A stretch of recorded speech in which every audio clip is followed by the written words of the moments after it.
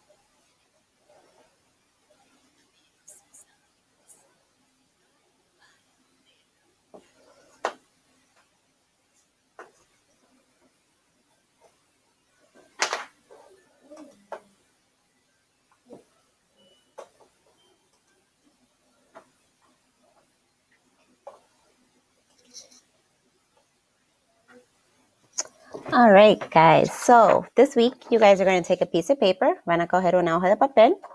Y you're going to answer the question. So our question says, what happens that makes the bear wake up? So hay que pensar. We have to think in the story. ¿Qué pasó para que el oso se despertara? ¿Qué sucede que hace que el oso se despierta? On your paper, you're going to draw what happens that makes the bear wake up. And then you're going to write a sentence at the bottom of your page. Okay? Can't wait to see your work.